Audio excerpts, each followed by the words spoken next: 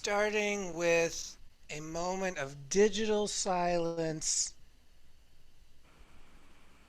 noticing all the viewers that are viewing this in some far off time, all the listeners listening. And I want to say, welcome to Underworld Party, and this conversation is being translated in real time to English. So there will be some signal loss. It's inevitable. So I really want everyone to understand this process of what's happening, and that not everything will be understood because it's not in its original language. And I am here today with someone that I've known for a very long time, and I've watched their work bloom in the world and been very jealous and very inspired.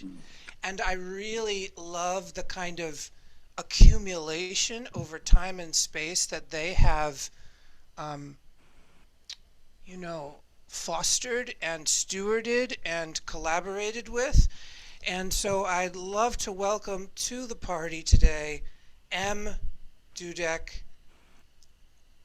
And of course, I want them to be able to play with introducing themselves. So welcome to the party, my friend.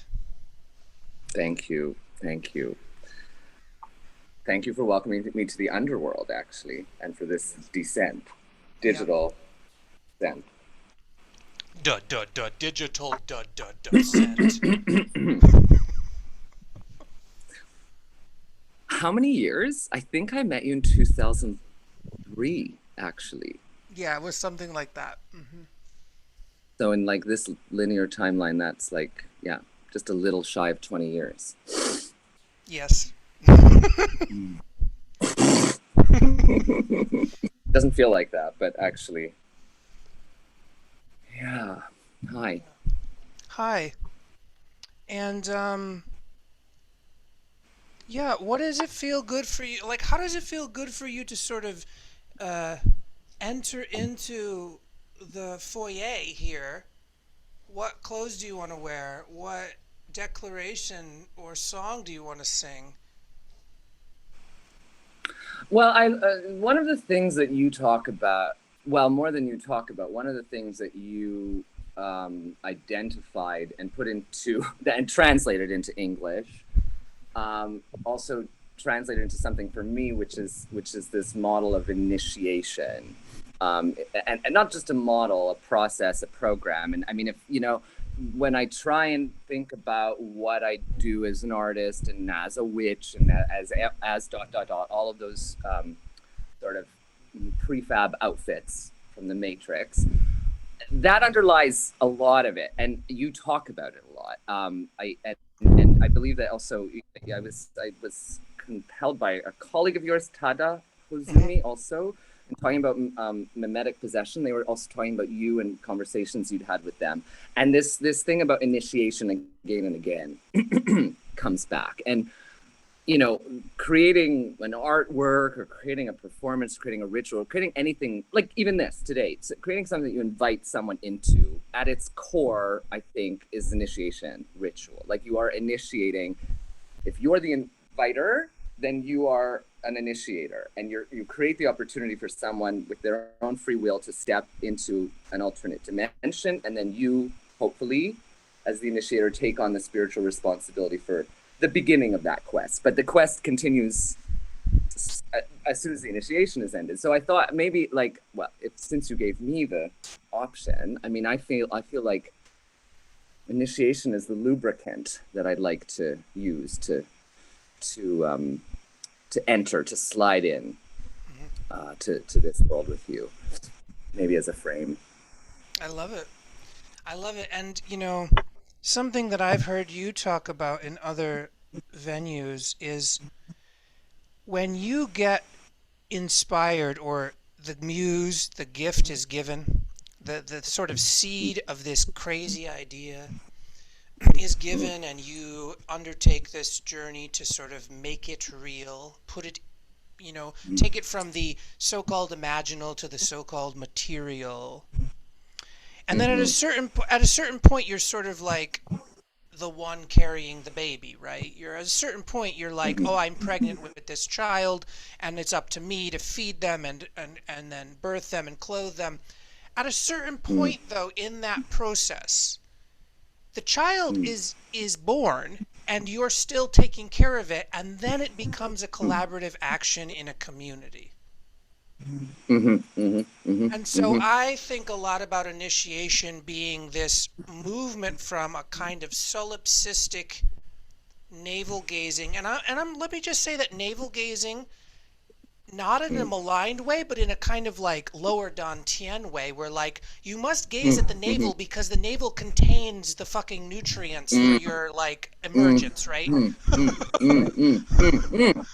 Nice, nice. I was going to say it's a multitude in and of itself. The navel is also, I mean that, yes, but yes, I love navel gazing, and I've tried to reclaim that. Sorry, but carry on. Yes. No, but I hear the reclaiming, I think, is important because it's a primal sort of tenet of like qigong. It's like putting your hand chakras over your belly button and just actually putting attention on that space that is inside the belly button is a profound experience. And I think that, that kind of navel gazing. So the child gestates and then is born, and we're calling, the spirit of the art is born.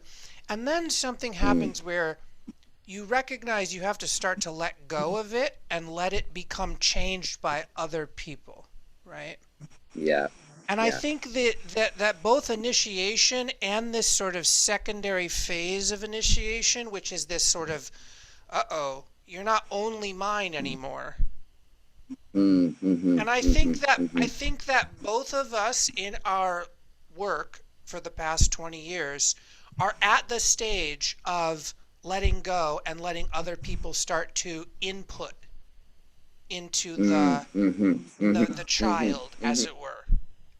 And recognizing that the child, like I'm being initiated, you're being initiated, but also the thing that we have brought into the world, or that has been given to us to bring into the world, is also being initiated. Yes, I mean it's so interesting when you talk about that, because early on, when I chose this path and said, okay, I'm gonna devote myself to being an artist in every way, meaning like I don't think I lived anywhere for longer than 3 months. For a decade, I had to, even personal relationships had to be reframed. So the best metaphor I used when I was getting close to people was like, basically, I'm a single mother. I'm responsible for this entity. And it's in its early years, so I'm also looking for people that like to be around, that understand that this child needs a majority of my attention and also theirs. So but there was still, for the first, I would say really maybe for the first 7 years, also maybe because of the kind of myopic self-interest that sort of surrounds the art world and the cult of the individual art star and stuff. I mean, I still exclusively was like, well, I am the mother and I have to work. And then that gradually, once the child got a little bit older, the being became a little bit more itself. I understood very much that myself and also the people that had surrounded it naturally, without my design or intent, were part of its community. And then that was just like lovely. And then that rolled into a sort of a bigger understanding when I started to really when specialists of different kinds were interested in different angles of my sort of queer mythology as art, they were like, I could do that part, or I'd like to see, like they started to envision things that they would bring into the universe. And that gave me this sense of, what you just said was something I think I knew all along. This was a world that chose me, or I chose it. I mean, this is two entities coming together through me, through, like you were talking about, through my trauma, traumas through my all of my various processes got kind of pushed out into the world. But then I understood that it not only is its own entity with its own will, but it also attracts who it wants. So I've now that I'm at the third stage, I would say I've really moved into like a faux production company to make my religion the Yes. way that a television or a movie production company would make a film. I now have a team, and the mythos is removed from me. There are still things that are canon that I just really quickly just talk, I guess, to them, and it's like, no, that's immutable. This can be changed. Like there is that element, but I feel, and I believe my collaborators also feel, that it's not really me that's setting the parameters. It's that I just know the entity more. So Yes.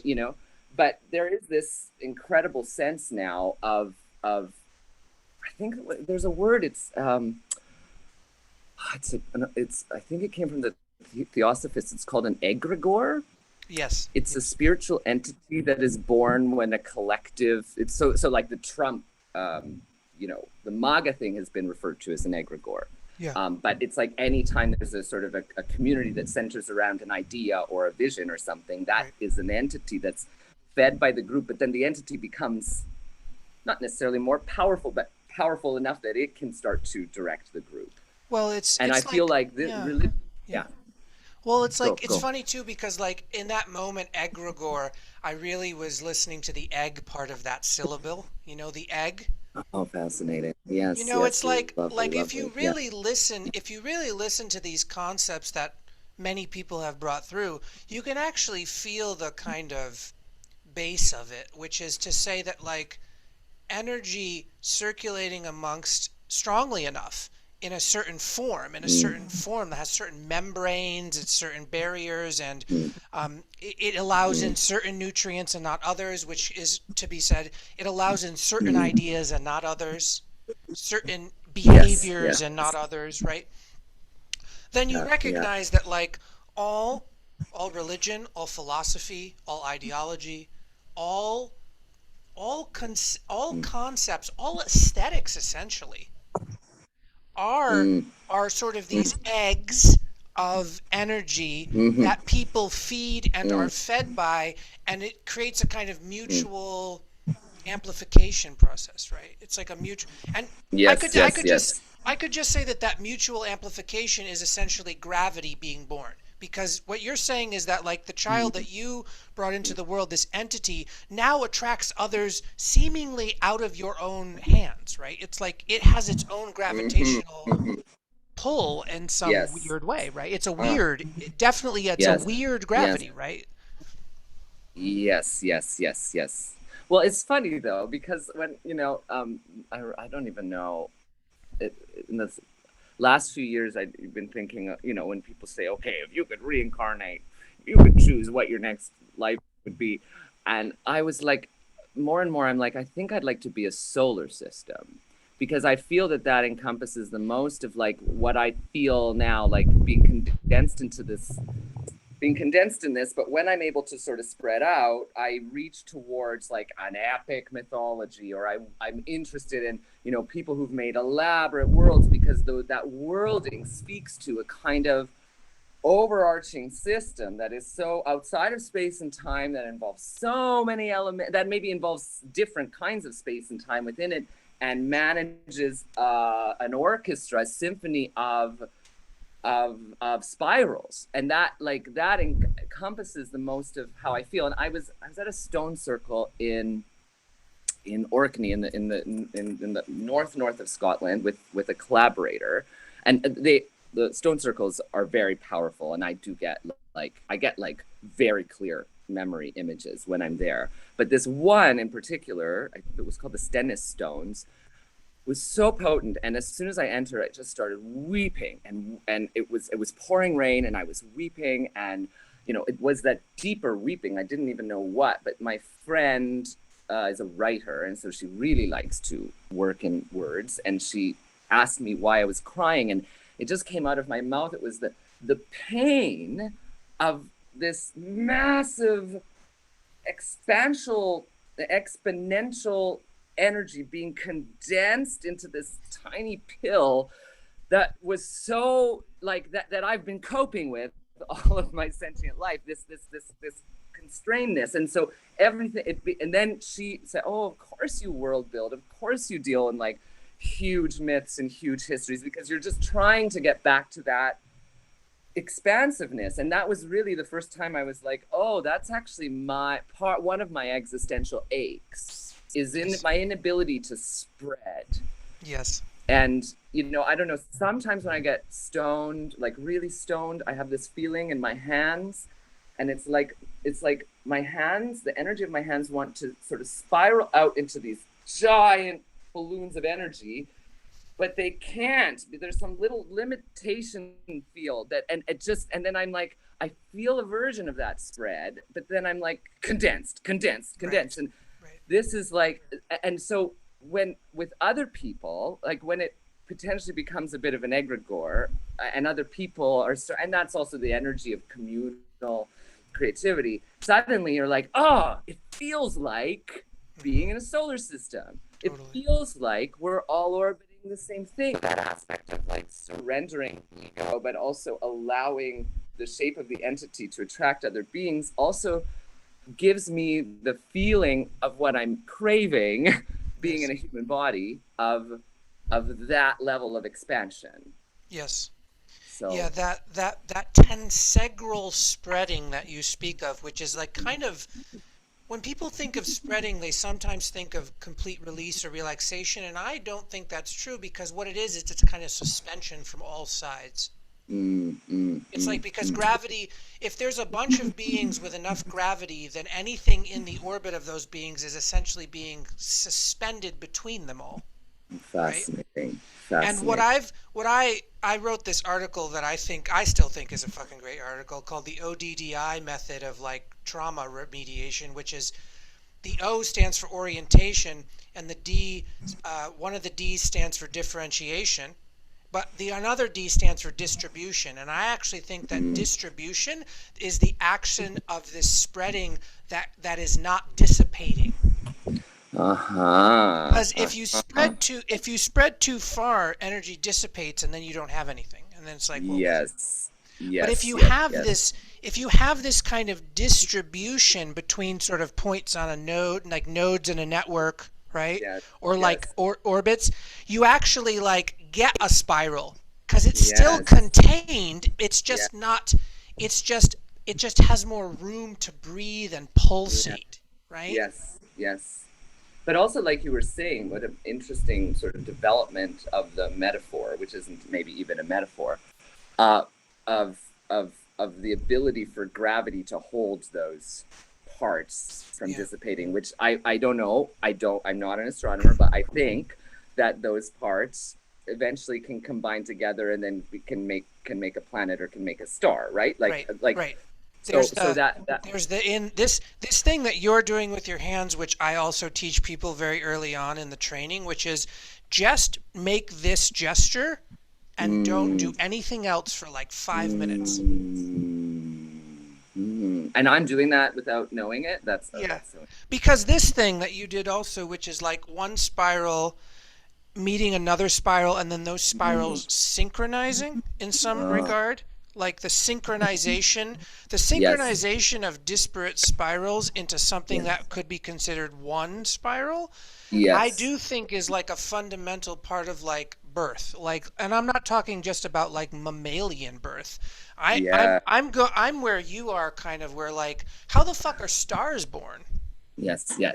What? Like, how is a star and a planet and all black holes and all this beautiful? And of course, the macro and the micro are reflections of each other. So I do feel that us being in these forms, which are tiny condensed versions of universes, right? Like I'm a tiny Milky Way or something. I'm just trying to reify and replicate the natural process of like universal creativity. And part of that also is like replicating my trauma, or Mm-hmm. replicating what didn't work. But Mm-hmm. when we start to look at art and the fact that humans kind of need to make things, Mm-hmm. like Mm-hmm. humans are makers and crafters or custodians or stewards or gardeners, all of these are pointing to the same gravity, right? Mm-hmm. that that Mm-hmm. that humans can somehow manipulate material, or let's call it materia, as in like the Mm-hmm. living material, and Mm-hmm. manipulate it in ways that are inspired by things we cannot see. Mm-hmm. Like you have to be able to imagine a structure. Where does that imagination come from before you build it, right? And then Mm-hmm. when you're working with the raw materia, the raw Mm-hmm. materia speaks back to you about what it can become, Mm, mm, mm, mm, right? mm, mm, mm, So it's not as simple as an all-powerful creator who takes clay and turns it into a person. It's about the interaction between the clay as a being and the mhm, creator as a being. And then when mm, those two interact, there is mhm, something that is beyond just the mother and the father, or the material mhm, and the mhm. maker, right? Yeah. Yes, but then also I think you know the trauma, the trauma being the sort of the temporal passageway that that energy entity has to go through for this particular translation at this particular time. I think you're right about this notion, or you're right. I align with what you're saying in terms of what we were also talking about Dune and the author putting in their trauma, working through their trauma with this bigger entity, right? So I almost see it like, when you have to, I don't even remember the name, that if you have to like pour oil into a bottle, you use that kind of saucer thing. It takes that big thing, condenses it down into a short line so that it can fill the bottle. I mean, I think that's what the artist is doing, but by bringing their trauma, and working through their trauma, then that's what makes it applicable to so many other people, because the trauma that we inherit is not our trauma alone. It's Right. the thing that we're still working through collectively that we haven't figured out. And each generation adds some, and the art becomes the receptacle of all of those workings through, which is why you can see these gorgeous patterns when you look at Yes. art over time periods. You see this flow, this wave. But I mean, this what you said about us making. Okay, can I say something? Because Yes. this also we did talk very very very very at the beginning, and then started to record, and we were like, let's wait, because this actually came to me from like a ufologist who I really respect. Her name is Linda Moulton Howe, and she has a weekly show. But one thing that she talks about over and over again, from having talked to abductees and also apparently like military personnel that know things, is that part of the benefit of this particular universe, and possibly our planet, I don't know if I know enough that time and space are specific to this planet or to this universe, etc. But one of the great benefits of this training program is that we have a delay between intention and manifestation. And that delay enables us to become more responsible makers. Because potentially, when we're not in a body and when we're not in space and time, the things that we imagine become realities as soon as we imagine them, like in dreams. That's the closest reference that I have. So when I think about one of the tools of this program, it's like, okay, so I think of the thing, and maybe I glimpsed it in its interdimensional form, and then I imagine how I could translate it into this earthly realm. But there's time between when I thought of that and when it actualizes. And that time is given to me to actually think through, okay, which trauma am I going to use to work through? Which is the most relevant? Where do I situate it? Who needs it the most? Like, and also, is my ego involved? Is this serving no one? Maybe this is just a secret image to make for myself, or like that process. I think that time delay is our window for our training. I think that's, if I had to really, summarize what I think this particular incarnation is about learning how to be responsible in that delay. Totally. period. Yeah. Yeah. And you know what's interesting to me, if we really want to blow our own minds, is then that means that this potentially means that this human incarnation is a macro initiation ritual.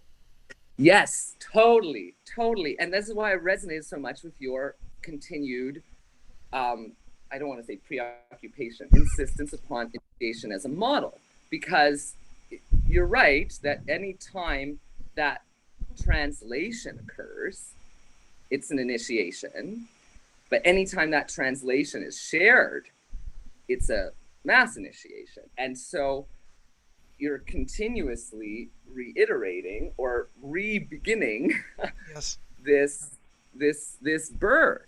Yes. And potentially this universe will exist until we've ironed out all of the trauma that has served as Right. sort of certain blockages for that Right. passage Right. of information. Totally. And something you said in a previous interview that I really resonated with was the re in religion.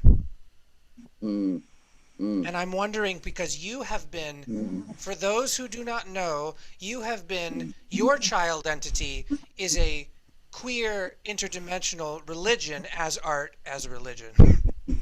That includes images, icons, ritual movements, um, new body shapes, a whole language. Like so the entirety of world building is not just conceptual for you, but becomes the material and becomes the action by which you create it, right? Like Yeah, the yeah, action by yeah, which you're making the art in a ritual format, being witnessed making the art is in yeah. itself, so this process of sort of reflecting universal law, Mm-hmm, which is mm-hmm. also biological, right? Like you're Yeah. reflecting a kind of bio-animacy, right? Like this like Yes.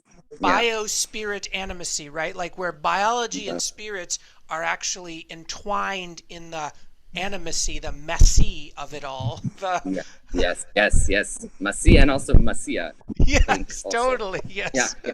Yeah. Yeah. Yeah. Yeah. Yeah. So I'd love to hear some of your thoughts on the re in religion and the sort of like process by which you have embodied this undertaking for 20 years and what that does to you physically, mentally, emotionally, etc. Like, I'd really just love to hear your inner feelings on this.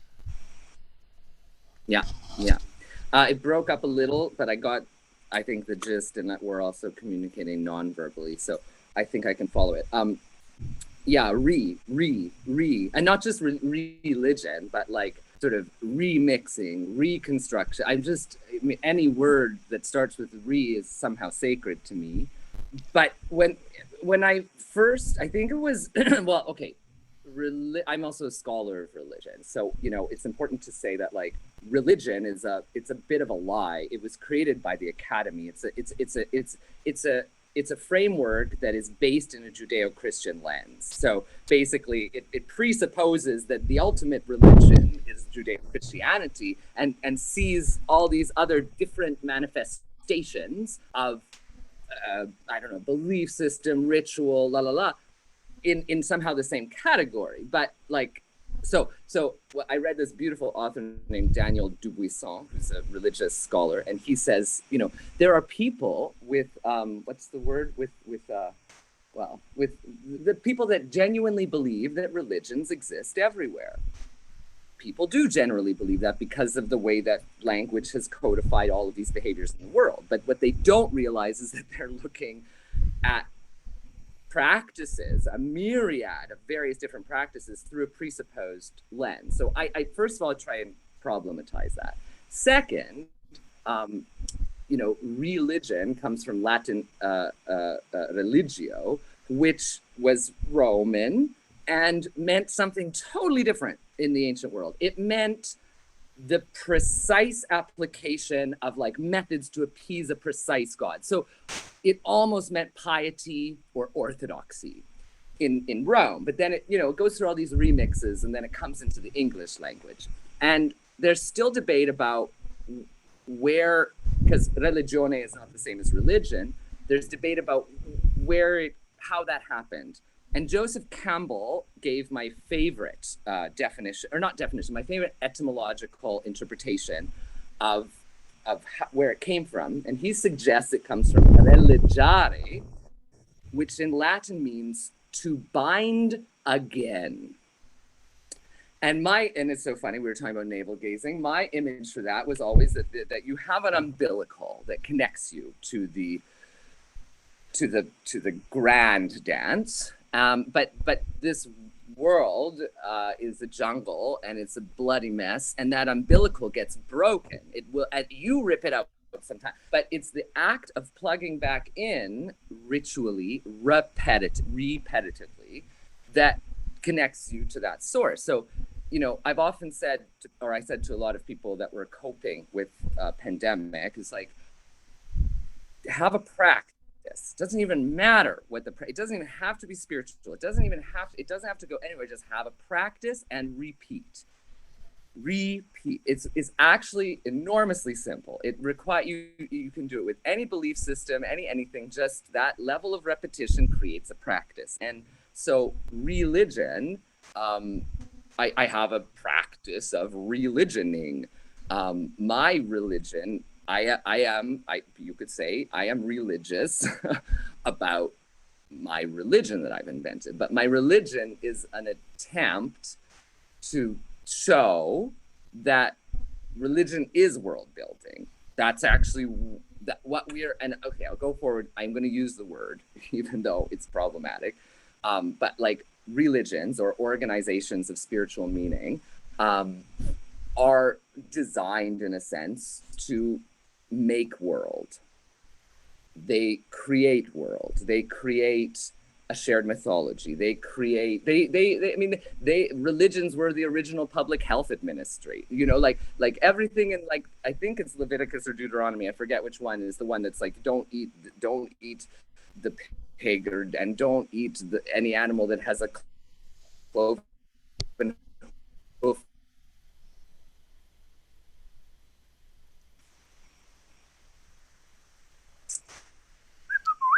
Yes, you're here. Back? Yeah, I was like, don't eat the cloven hoof.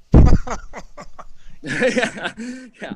So like, don't eat the cloven hoof at that point was like, okay, like a lot of people got sick and died, and when they ate the meat from the cloven hoof. So like, let's put it into a document. And also, even in the Old Testament, there's like the description of what the priests wore and the particular stones, the 12 particular stones that were on the front. It's like Dungeons and Dragons. It's a whole world that it's a virtual reality program that you can plug yourself into that makes meaning of this. And so by building one as an artist, by world building, A, it's just nerdy and fun, but B, it demonstrates that that's why religion is so powerful, because it codifies culture. And so to hack it, like Timothy Leary in the 60s wrote a book called Start Your Own Religion. And he basically argued, and I think he was a kind of a cultural engineer of what we would call invented religions now. He said, you can't undo the programming of whatever system you were raised with. So that is in the DNA. So we can't literally make a new religion. You have to remix what's already been pushed on you. But if you do that, then you not only reclaim it, but you can actually produce your own sort of spirituality. But you have to pick a focal point. So his argument was basically like, pick a story that you are drawn to. And that story then can be like, what do? You read the Bible. I was raised Jewish. Jews read the Torah throughout the year. So, every week is a different section of the Torah, and then there's commentary and there's rituals and there's traditions around it. He basically said, okay, just do that with any story you like, ritualize it, make it that center point, and like, there you go. Then take some psychedelics, initiate yourself on the path, and then boom. And lots of there's Lord of the Rings religions, there's Star Wars religions, there's Cthulhu religion, there's all these religions that new religions that have come out of stories that really resonated with the people that it was communicated to at the time. That is the essence of a religious practice. And so I would argue that there's people that are religious about sci-fi that don't think they wouldn't call it religious. Oh, totally. But but they are. It provides a cosmological map. But they're actually orthodox devotees. Yes. And when you're talking with friends or something happens in your life and your friend quotes Gandalf or Yoda, I mean, give this 300 years, give this 500 years. If people are still quoting Yoda, then Yoda will have the same aura of Christ. Totally. It works in the same manner. Right. So yeah, so I'm remixing it. I'm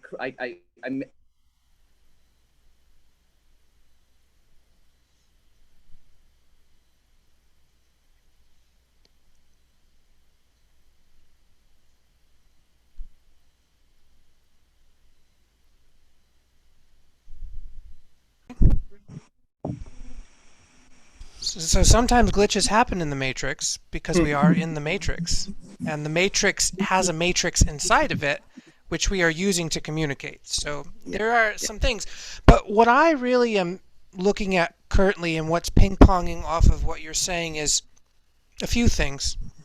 One is that part of making is storytelling. Yeah. And dreams are stories that happen that we don't choose. So storytelling is happening whether we like it or not. So someone could say, I'm not a storyteller, or like, I'm not creative, and then you could go, yes, but what about dreams? And they're like, oh, okay, so there's something about the fact that we dream, even if we don't remember it, that again proves the point of what we're talking about, which is like, whether you're choosing or not choosing is not even a choice. There is a storytelling effect or process that is coming through us that is very strange and magical. And sometimes we take those dream stories and we make things in the material world around them or through them. And the thing that you mentioned about Leary, which is choosing a focal point, I think is very important, because it seems that just doing that, finding a center and orbiting around it, which is essentially saying finding a resonant umbilical origin point, and just deciding, just kind of fucking deciding, okay, well, I really like this string of words or this image, that is a new umbilical cord. Suddenly that there is an irradiation, and again, this is like the spreading out from the center thing, which is like spreading out from the center in all directions. And this happens especially if you focus on something when you're high or in trance or taking psychedelics, is that if you focus on a primal image or a primal sensation or a primal emotion, it will irradiate out and bloom into something that is sort of has kind of like concentric rings, which looks like a planet, because planets do that. Planets have a core and a mantle and then all these layers, and then so it's like the universe sort of repeats itself, which is there's a point, any point can be a new center, any point can be a new node. A planet is also a node. Therefore, by doing anything like this, you expand Indra's net. You create a new node. You create a new node in the old network, which might be a remix of another node, but it doesn't matter because it's essentially a child of a child of a child of a child. It's a node of a node of a node of a node, right? Yes. But there is this DNA. there is this thing about essentially impregnating, like for real, impregnating a center with energy from attention. And that attention, blooming it in a 360-degree radiation, right? Like a radiated from the center. And then from that, And then the bigger that radiation gets, essentially the more chapters and characters you have in your story, because you can essentially Yes, you yes, can essentially run around it infinitely, because now yes, I'm going to go visit the Shire, and now I'm going to go visit Mount yes, Doom, because yes, yes, yes. suddenly Middle Earth is now a node that's big enough to walk around in. Yes, yes, yes, yes, yes. And well, but okay, the other thing, and that's so interesting because I think like, okay, most people, most artists slash authors who like world build, the traditional format is a novel, likely because creating a whole world is a taxing endeavor, but you can do it with words without the labor of having to construct it, and you can also in words you can describe things that you need CGI and a team to be able to do in another format. As a principally visual artist, or within that sort of camp, and a world builder, I have enormous freedom. I don't have to be linear, you know, I don't, nothing is like nothing is published and becomes canon and becomes concise. I can change it. And I feel, because I've been doing it for 13 years, this particular one, I feel like I'm an archaeologist more so than a maker, because I go back to something I did 3 years ago and I treat it as an artifact, even though I created it. I'm like, okay, that was found then. And maybe I ignored that area for 7 years because it wasn't interesting. Suddenly I'm looking at it and then I'm like developing, and it's in a whole universe in and of itself, this tiny artifact. And I get to go, you know, really wherever I want. And now, as I said, working with other people saying, oh, I like that one, or like there's like graphic novel now, so we're having to make some decisions about this comes when. And then I have two collaborators that are working, and they're like, there's like a third planet that I was like, I don't know much about it. Like, it's there, it plays a role much later, it's got all these ruins on it, but I don't know. And then two people were like, can we do that one? Can we do that planet? And it's like, okay, totally. Like, that's actually more than you got to ask. You've chosen it, it shows you. So now they're crafting it. I don't know what's happening. It's super interesting because whatever they come up with, I'm going to have to, you know, marry with this mythology, but it's alive. And the fact that they're covering that part and I get to sort of do the other one means it's endless. Like that is also the expansionist feeling that I try to have of like endlessly being able to sort of zoom in and make a whole universe out of that's corny to do a grain of sand, but it is. There's so many little tiny pieces that are always available, and I think that infinite game. Yeah, and that's also kind of what you're saying. I many years ago I worked with Marina Abramovich, and she had this training method thing, and we had to go into her cabin and not eat for 3 days. And one of the assignments was to pick a spot in nature and just stare at it for 3 hours. And she said, the more uninteresting, the better. Totally. So I went and I found this spot that I was like, okay, this is like actually boring. Like, it's just like at the time, like this is just like literally like some grass and there wasn't even a tree. And I just sort of, and you were supposed to stay for 3 hours, but she was going to come collect you with this little bell, but it never came. So I didn't stop, and I didn't go back for lunch. I was like left in there, and we weren't allowed to have cell phones. So I didn't know how long I'd spent. Turned out I'd spent 5.5 hours, and I thought it was maybe just 3. And I wrote about it, and it's a film. What happened, you know, like literally as soon as I saw these little weird wasps and I saw the way that they do this sudden weird jumping movement, and it seemed as though a bunch of creatures, very small creatures, were gradually made aware of me and then scanning me and then went back to their business. And I remember the caterpillar moment, like it was like crescendo when the caterpillar came in.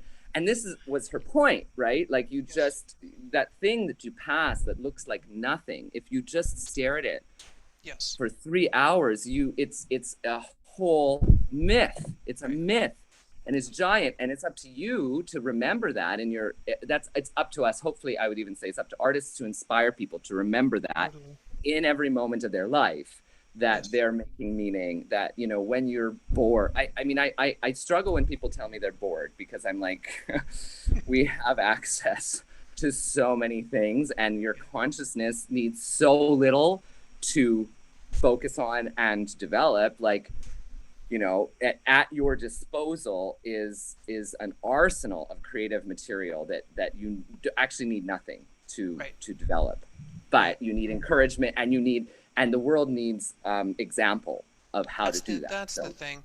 Yeah, so I'd love to talk a little bit now, a little shameless plugging, a little kind of like my own world building with please, animist yeah, arts, because yeah, what I recognized being a sort of stop-start artist who is constantly struggling to survive and sort of had a lot of health issues, and so couldn't really be an artist the way that you're supposed to be or whatever. You know, there's this yeah, narrative about yeah, success and failure, and it's yeah, bullshit, but whatever. yeah, yeah. I started to have to realize over time and learning very embodied improvisational techniques, clown techniques, just weird shit. Like to be Mm-hmm. able to go, oh, an index card is actually a ritual site. Mm, mm, mm, So, and getting to the mm, point, or getting to the point where like, this 3 foot by 3 foot square on the ground is the ritual site, and you have to make a performance art inside of it. mm-hmm, mm-hmm, And you're mm-hmm, like, oh, okay. I start singing, and then I do this thing. It's like, whoa, you can do a lot in a very little amount of space, but you have to charge that space with mm-hmm, intent and a kind of, almost like a kind of barrier. You have to sort of mm-hmm, make a barrier or a circle. You have to mm-hmm. kind of you have to set an arbitrary limit. Yeah, yeah, And yeah, the, yeah, yeah. and the arbitrary limit is essentially I think the kind of gas, the fuel, you Mm, know, like the mm, arbitrary limit is suddenly the fuel by which you can create something.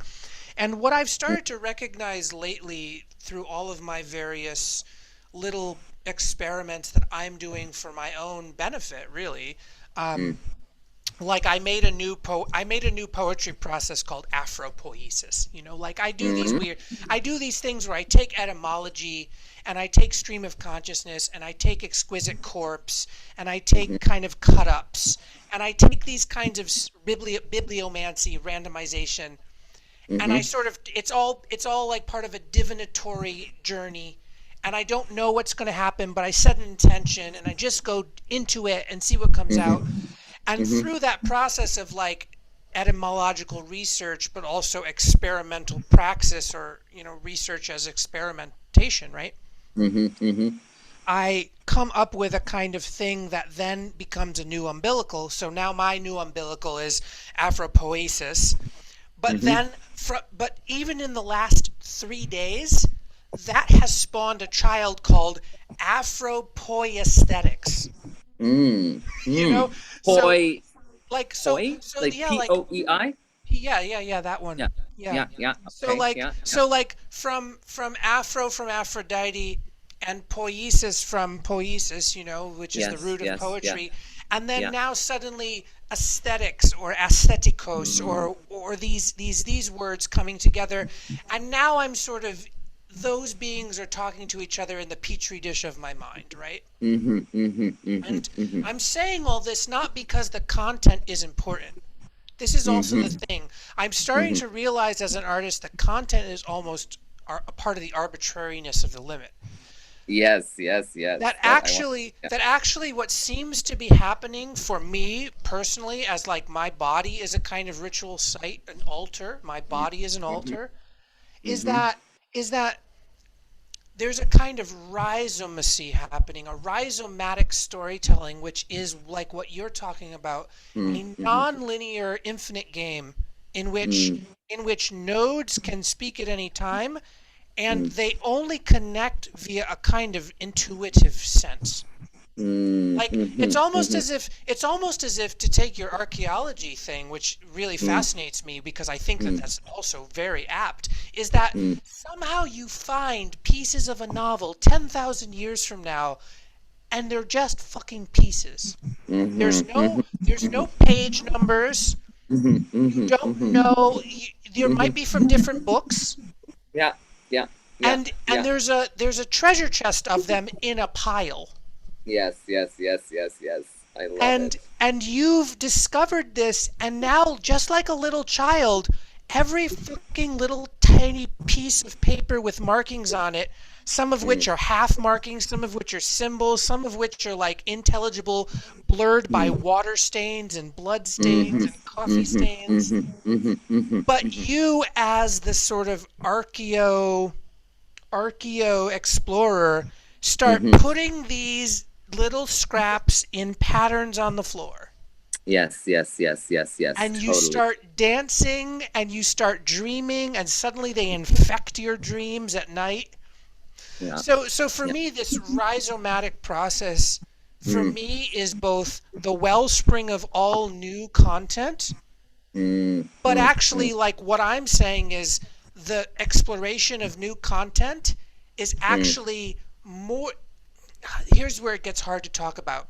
The exploration of new content is an integral part of the discovery of the original content. Yes, yes, yes. Okay. I think I said that succinctly in a way that like Yeah, yeah, actually yeah, is yeah, yeah, yeah, yeah. functional.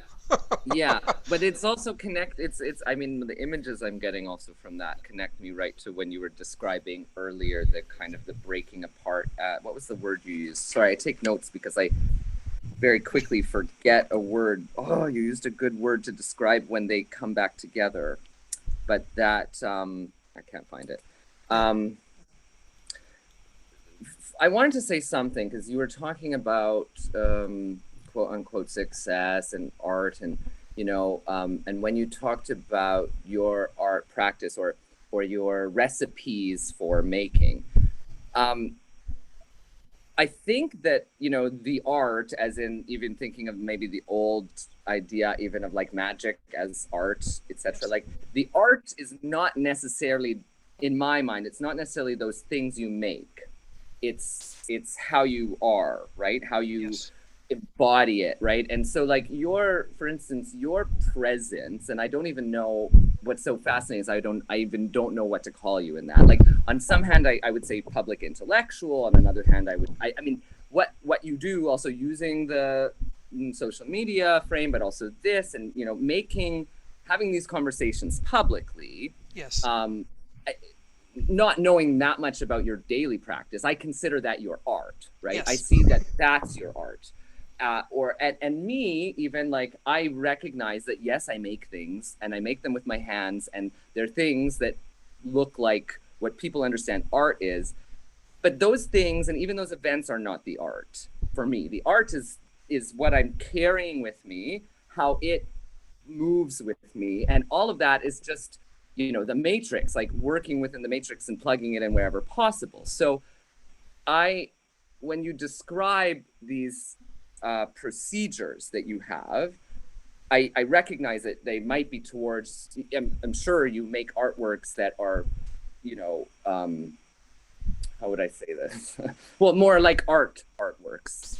I'm sure you make, I know that you've also, I know some of your work in the past, but I don't know that that is even the art. The Yeah. art is your ability to condense those experiences and put them into words or present them so that other people can apply them. And I've often felt like I I'm a performance artist, even though I'm not really performing very much. I'm in a traditional way. I'm writing and I'm drawing and but I'm a performance artist because I think my task is to embody this, even when I talk about it, to like, hey, they just created their own religion.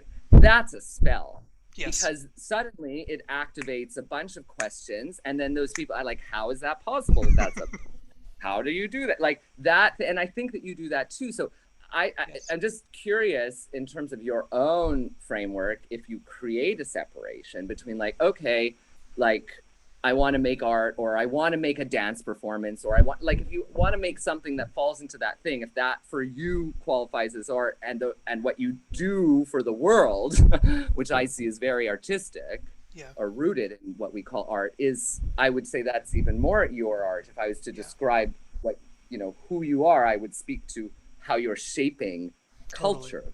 That's, Yeah. I mean, yeah, I mean, I think I'm a kind of, I think I fit into a category that might be just nameable as like a meta artist or something. Like Mm-hmm. I'm interested in how we transfer through scales of attention. Like there's a scalar aspect to witchcraft. There's a scalar aspect. It's like you zoom in, you Yeah. zoom out, you go up, you go down. And Yeah. Yeah. Yeah. the point isn't to be like, oh, I only go to the underworld or I only go to the upper celestial realms. It's like, Yeah. no, Yeah. because there is no up and down. There's just relative up and down. So part of the embodiment praxis, which is actually highly functional, is to take our material ability to know that up and down are sort of fixed because of the north node and all of the like beautiful Sure. stability of Earth, and take Yeah. that as a space suit, like you mentioned earlier, Yeah. into those realms which do not have that as a fixed point or a fixed Yes. Yes. mode. Yes. Yes. Yes. And Yes. so Yeah.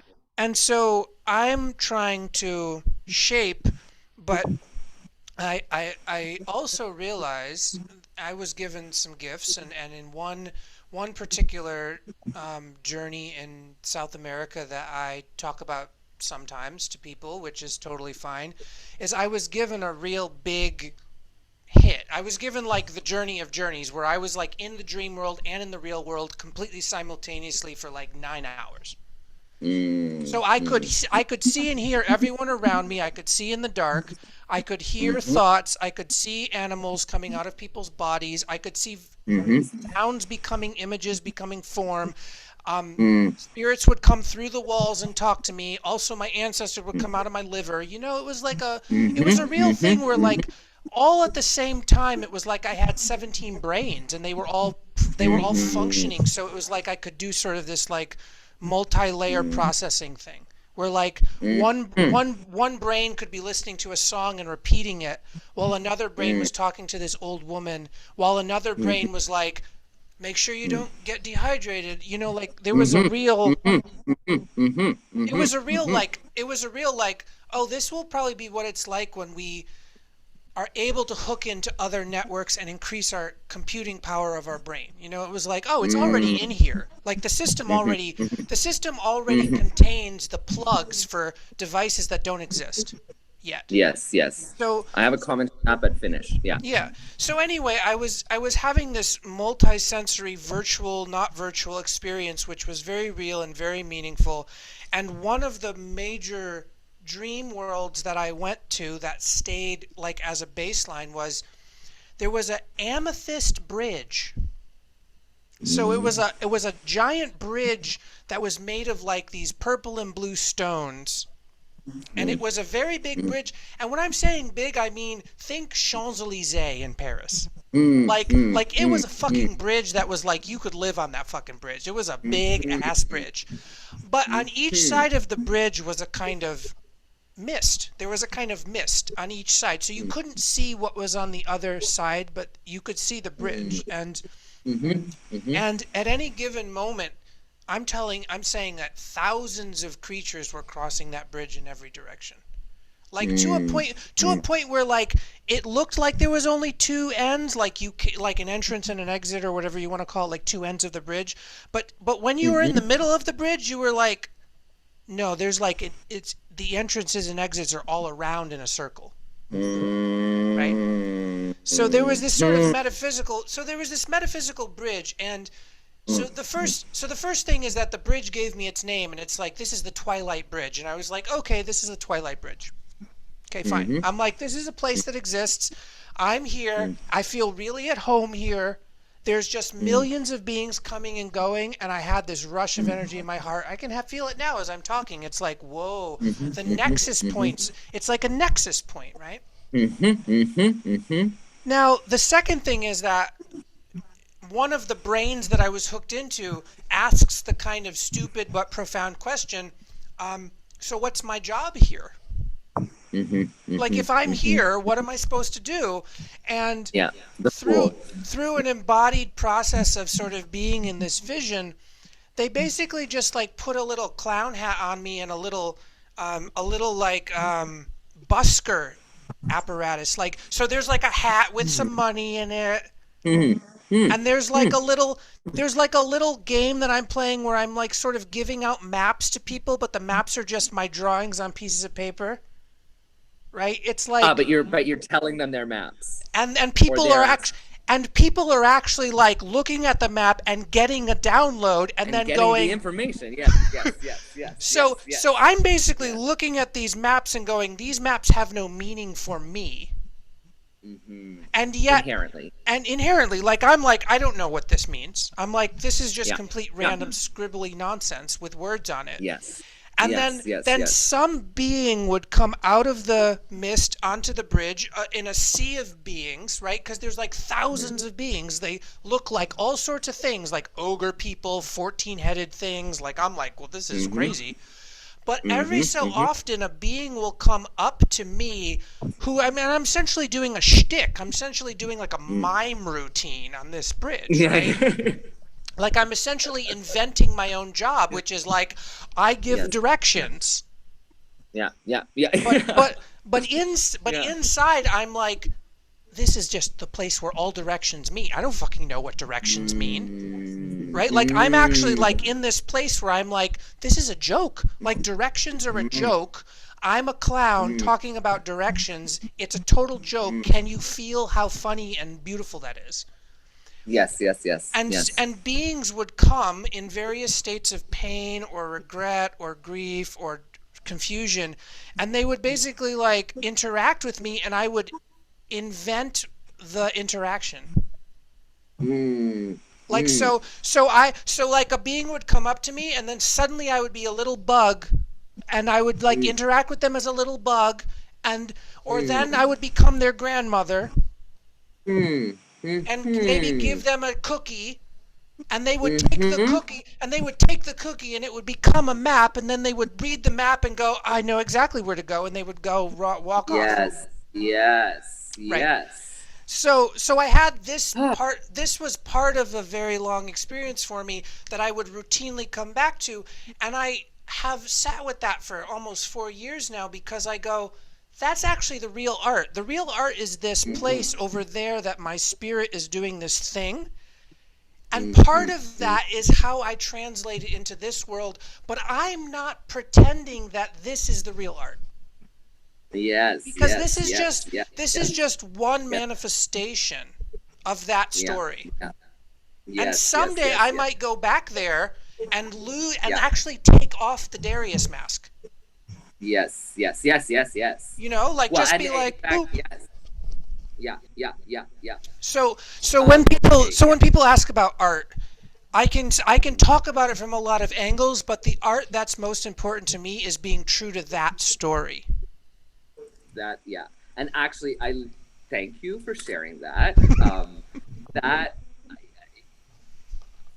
I could easily say that, like, yeah, that story demonstrates what I understand art is and does in almost every way. The point that beautiful, and I thought of the tarot and the fool, that voice. What do I do with this? I do active imagination, and I have a council that I talk to, and I go there with, and it always starts with the fool version of me, with that same versions of just that same silly question. Okay, what's going on here? What do I have to look at? And it's that's the initiation, that's the portal quest. There's so many things in your vision that are incredible. One, just to start, I think that we are functioning with those 17 brains all the time. I think that when we take certain substances that just animate them, we just become a little bit more aware. But our instincts and our intuitions and the subtle glitches of information we get from looking at a rock and is doing that. We just don't. Our computer's not strong enough, like you're saying, to have all those screens open at the same time of equal, so that. But we're doing it. So I think that. And 17 also feels really right. I think you said it spontaneously, but I was like, that makes sense. Like, we're probably like, maybe it's like levels, like we're generally like 16 to 23 or something. And we're all, but I resonate with that. So then going to the place of like, this bridge, right? That tons of beings from different places have to cross over. I'm one of the reasons that I use, the archetype of the artist and the model of it is that, you know, through it I get to put things in galleries and places where, like bridges, where lots of people walk through. And I try and choose places, you know, central places in the heart of cities that like people can access, or that also people can accidentally access. Yes. So I'm less interested in the gallery and the museum and more interested in different venues, but also the gallery museum allows me to make the work and protects it. So this idea that that you're sitting there making these things that don't inherently make sense to you, they're just poof, poof, poof, and then someone else takes it and is like, that's what I need. And I love it. Like, oh, wait, well, you're giving maps, you're giving maps that you don't know where they lead, but the other people know where they lead. And you're also, what did you say? You're inventing. So you become the thing they need you to become in that interaction. I immediately thought of Jodorowsky. Now, I don't know if you have heard any of the stories of the tarot readings he does, but he'll give people like psychomagical instructions. Totally. Very crazy psychomagical instructions that they have to do. You know, a friend of mine had to do one. I won't go into the details because it's ceremonial, but you know, she had to dress up in a certain way for her family Christmas and not say anything at all, to just be, you know, and that itself, so that's very similar to, you know, turning into a fly and giving you this, it's like when you bring your thing to Jodorowsky and then he tells you something completely crazy, you don't understand why, but you trust him, you do it, and you change your reality. Right. I mean, I love this. And the bridge even more so, like when I did the project in Hamburg, it was like, it was for Hamburg Maschine, which was a festival on urban art. It was led by every city in Germany has a curator of public art, which really came after the war, and it's so important, I guess, in the German psyche, that art is for the public and that there's public art regularly created. So this project, it was exploring the digital city. So the curator wanted. He wanted a web-based artwork and a performance and an exhibition that people could see. So he wanted the work, and I was cool with it. So when we were talking about the actual live performance, he was like, oh, there's this really great gallery. It's just on the edge of the city. It's right by the forest. I could imagine we do a ritual in the forest, and there's a collective there, and they've been doing sci-fi and art for 20 years. And I was like, I kind of need to be in the heart of the city where all the outcasts can reach it easily. I don't want people to drive in their car to this, and you know, I need it to be in the heart of that. And he said, well, how about the oldest church in Hamburg? And I was like, whoa. Yeah, I mean, totally. I've done a few things in places of worship, but I was like, okay. And he's like, yeah, the curator, I almost just said curator instead of priest, very similar. Yeah. The priest is really into contemporary art. Ai Weiwei has shown there. Roni Horn has shown there. You'd be in good company. And then we did it. I mean, I ended up doing a liturgy in there, you know, in my queer sci-fi religion. But, and this is a quite serious point but it's also very powerful. The curator is a dear friend who had cancer, and he died the night before the performance. Wow. So suddenly, and on his deathbed, he said, I want the performance to go on. So suddenly we were, you know, doing a performance in this church, you know, painted, sci-fi, etc., which then became the ceremony of the death of a curator that was important to the community. A bunch of the people that had come to the performance didn't yet know the news. So right before entering the artwork, they were told, okay, he actually passed away. So I was like, okay, I understand in a sense why the church chose us, why this chose us, but also I understand that instinct in me, which I'll always see your amethyst bridge as that instinct in me that was like, no, not in the forest. It needs to be in the heart. It needs to be it needs to be at the place where beings meet and cross over, where they're, you know, that's where it needs to happen. Marina Abramovich says the same thing. You know, you don't need art in nature. Right. You don't need art outside of cities because art is just there. Nature is a far greater artist than anything that we could create. We need them in these jungles of pain and trauma, and we need all of these beings that are passing by on their various quests, or maybe even not passing by, maybe wandering aimlessly. we need to set these booths up where people can get something that they don't even know that they need. Right. And they can even get, and this is what's so compelling about art, is that, you know, there's a lot, also, Dudeck's creating their own religion. Like, there's a lot of people that hate me before they've met me, and they're like, they think it's just so, like, narcissistic, and that they think, okay, it's creating religion's just doing a kind of like art world bratty thing. So people come like this, and sometimes they even leave like that. But then years later, they come again and they're talking about it, and it's, you know, it's worked, whatever it was. The initiation works, even if you reject it, even if you're like, I don't like this, and this wasn't good for me. It's not a matter. My ego doesn't matter if you had a good time or if you even think it's good. The fact is, it crossed your path, and that intentionality, even on their part, because all of those, I'll just use your amethyst bridge as a continued metaphor. All of those beings are crossing that bridge. They might think they're only crossing the bridge to go get cigarettes at the store on the other side, but their intention is far deeper than they understand. And right. You as the clown, and the clown is beautiful too, because we tar and feather ourselves. We have to, in order to stand on that little stage on the bridge. We have to make ourselves into the absurdity in order to kind of break open that space for real contact. Yeah, and you know, to me it speaks to like all reactions are in some way divinatory oracles, like a Rorschach test, like you yes, you yes. know, you give, you know, art is a kind of Rorschach in the sense that, like, yeah, if you react to it like a status game, it becomes a status game. Yes. If you say, well, this was a great artist and I'm not as good of an artist, so I come to a museum to look at this great person and I feed them some energy, and I also am angry, or maybe I'm just inspired and I go, oh yes, but I compare and contrast, right? I have this compare and contrast network brain thing going on. Yeah. That is divinatory in the sense that, like, when you were staring at the grass for 3 hours, your one part of your brain is like, there's nothing here about survival, so it's boring. The other part of your brain, though, that can open up given enough time, like meditation, is to say, just give me a piece of darkness to peer into. Just give me any fucking thing at all, and I will start to sort of like excavate the layers of reality that will just become apparent in my own consciousness. You know, just like a dream emerges.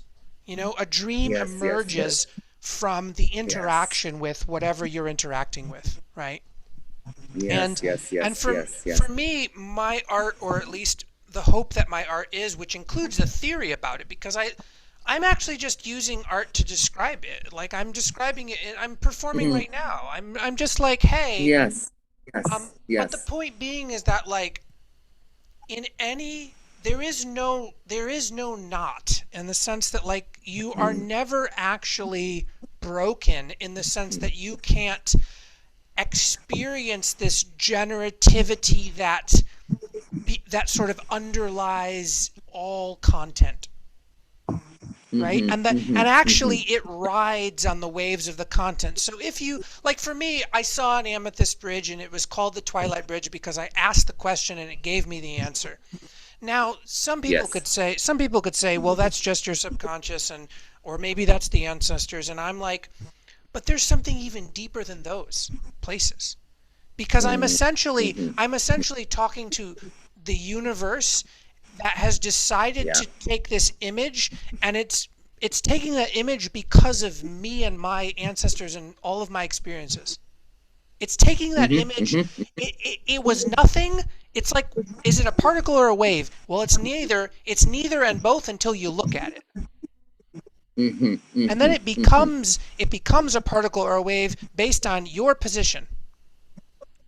So for me, that is the art process, is depending on my position. If I can just open up to that positionality, whatever comes, is exactly, oh, that's my position. In my position, I Yes, see a bridge. In my position, I see yes, Gandalf. In my position, I see yes, yes, a queer religion. yeah, It doesn't really yes, matter, but it really matters. yes, yes. But also, this is also, I think it's that we're getting also something somewhere interesting, I think. Um, and we can use this case study because your amethyst bridge now now that it's in my index, Yes. it describes now that insistence that I used a story to tell about why I think art needs to be central, right?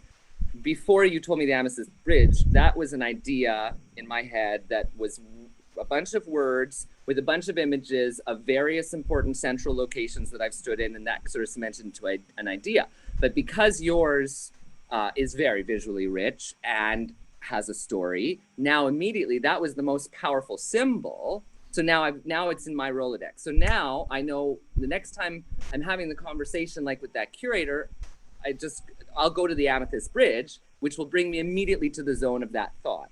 Yes. So I was thinking about the visionary, the person. Okay, so we all have seen things like the amethyst bridge that take on different shapes and forms. A lot of people, like you say, in dreams, they don't necessarily remember it, or people who have not been sort of creatively trained might have an image of something like that, and then it's gone. They don't stay with it. The artist or the visionary who has the capacity to transcribe, by clarifying and describing the shape, by choosing, okay, whoever chose the amethyst, doesn't matter. It was amethyst in your viewfinder and your starship. Your ability to then tell that story and to put into words the amethyst bridge and all that, you then make that zone possible for all of the other people who have experienced that zone.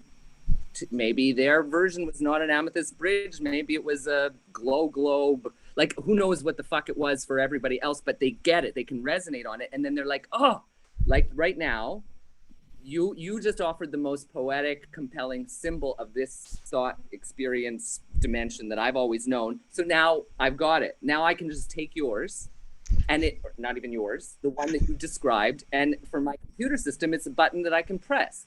So I think we do that, like when we, and this is a thing that's really interesting in trying to inspire people to create their own realities or to create their own religions or whatever, is like, you know, you choosing to mythologize your existence is it helps you a lot because you actually literally create a map out of randomness and chaos that you can go back to.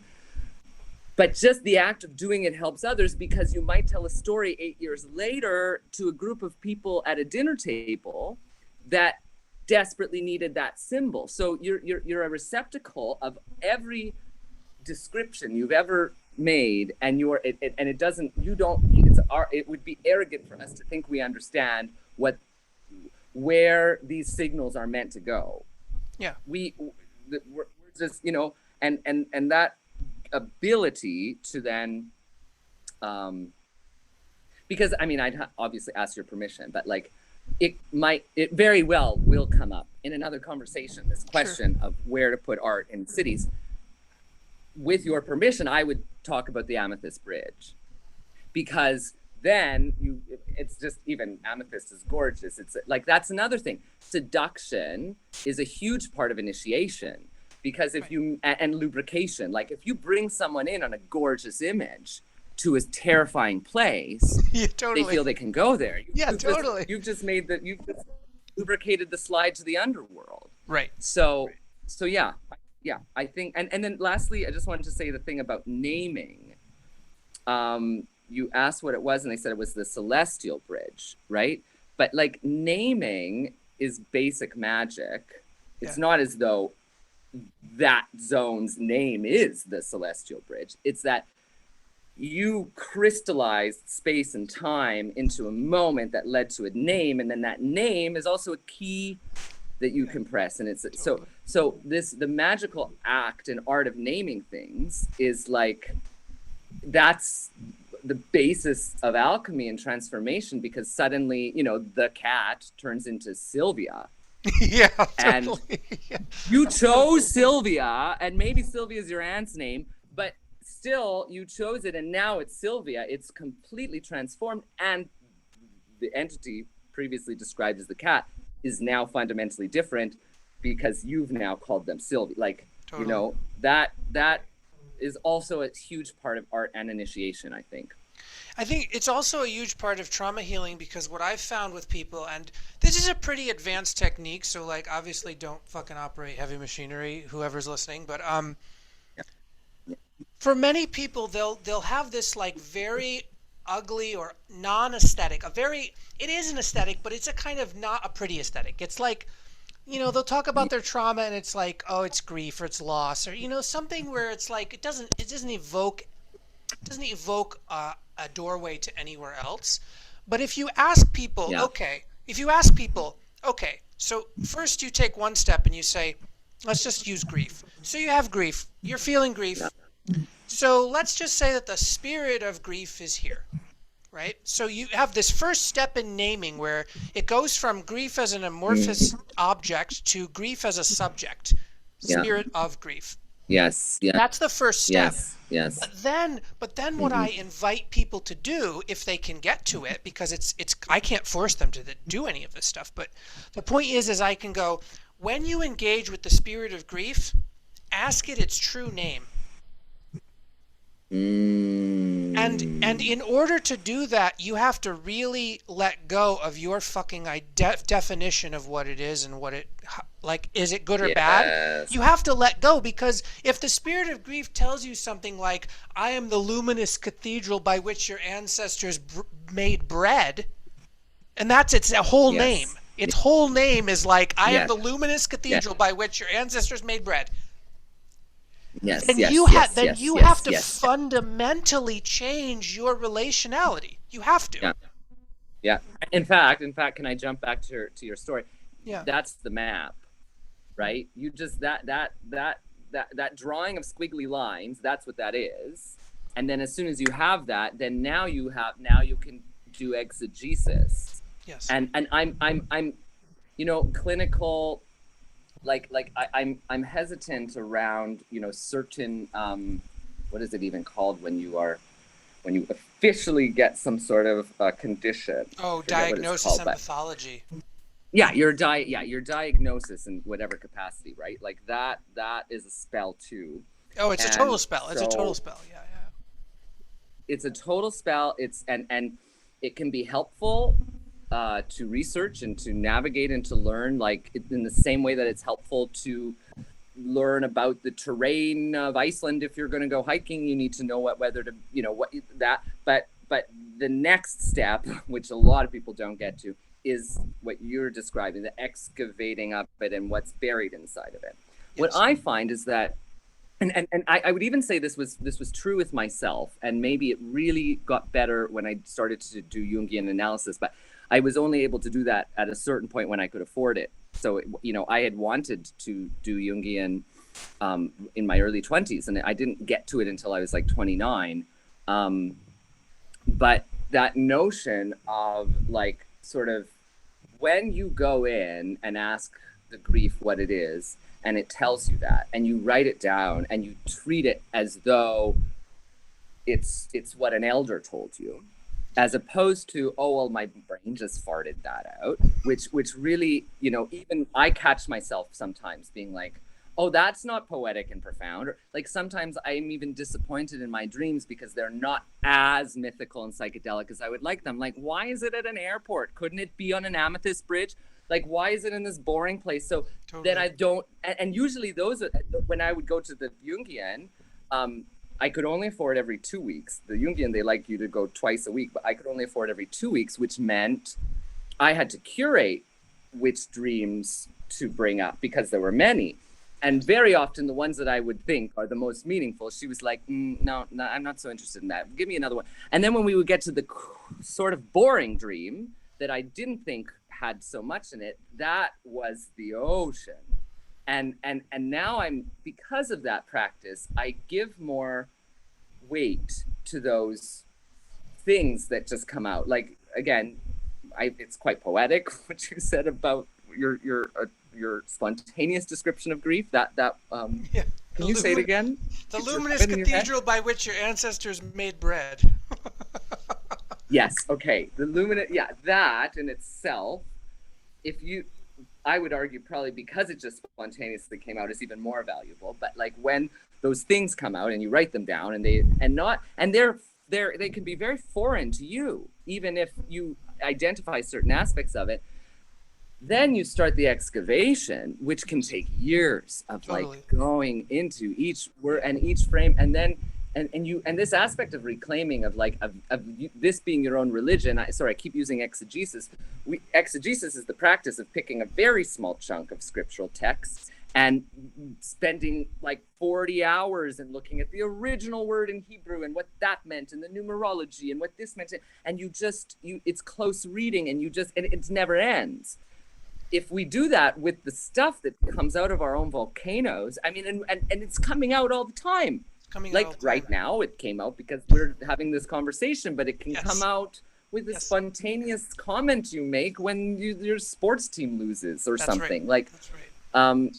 So I just try to help other people, and it's a dear friend of mine. We were talking and they're trying to start to do some dream work, and they were like, oh yeah, it's this dream, but like I don't like, let's go there because you don't like it. And he's like, well, it was like I don't like video games. My brother always played video games and he was in video game, and it was like, and I was like, and then we talked about what's happening, and and then I was one of those like killer things, and I was like, this is amazing.